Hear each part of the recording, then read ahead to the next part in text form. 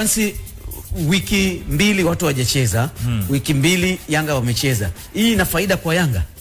Ina faida kwa sababu ile bahari ya upambanaji bado kwa wachezaji ipo na tunazungumza kwenye hizo wiki mbili, huenda hapo kuna siku za mapumziko watu walizipata kama ni kwenye wiki ya kwanza. Ndiyo. Inaweza ikawa ina nafuu kwa TP Mazembe, ila kama likizo unaipata kwenye wiki ya pili, Ndiyo, wachezaji wameenda mtaani, wamefanya wanayofanya, wanarudi tena kambini kuanza kuitafuta ile fitness ambayo uliondoka ukiwa nayo, ni kazi nyingine. Kwa hiyo usitegemee gari kuja kuwakia kwenye mechi, tunategemea gari liwakie huko, tukija kwenye mechi tunatekeleza baadhi ya vitu. Kwa hiyo unaona kabisa mtu ambaye anakuwa na faida kubwa ni Young Africans, kutokana na muda ambao yeye amekuwa anautumia, anafanya mazoezi yake anakuja kuyapply kwenye games na zinakuwa zinaleta matokeo chanya. Kwa TP Mazembe amekaa nyumbani muda mrefu. Ya madhara kama utakumbuka Shai kumkuta Simba.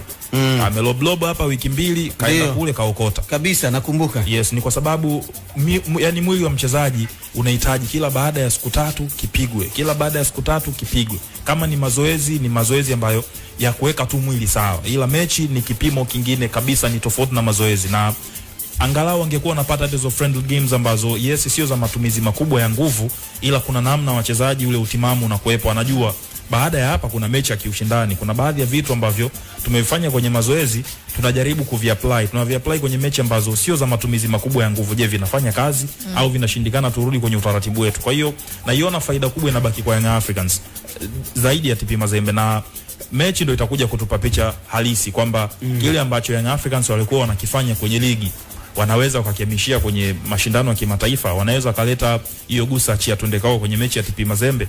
TP Mazembe kile ambacho wamekaa wiki mbili bila kucheza, hiyo faida ya wachezaji wao kupata muda wa kupumzika unaweza ukawa ni advantage kwao. Tunasubiri kuona kiwanjani, je, wachezaji watakuwa na hiyo hali ya kupambana kama ambavyo wamepata muda wa kupumzika, kwa sababu ule uchovu na kashikashi za kiwanjani hazipo kwa sasa. Mwili umekaa vizuri kabisa, tunaenda kuanza mchakato mwingine. Kwa hiyo ni mechi ambayo tunakuja kuona madhara na faida ya wewe kupata muda wa kupumzika, na hayo mapumziko yako ulikuwa unayatumia kwenye kufanya nini. Kama ilikuwa ni watu kuloblob tu, tunazunguka asubuhi jioni tumeenda kulala, matokeo yake yatakuja kuonekana kiwanjani. Watu ambao wako fit wanaweza wakakutoa pumzi uwanjani. Kwa hiyo na mimi naamini ni bado mechi kwa Young Africans, kwa namna ambavyo matamanio ya kwao ya kufanikiwa kwenye kile ambacho kilikuwa kwenye msimu uliopita.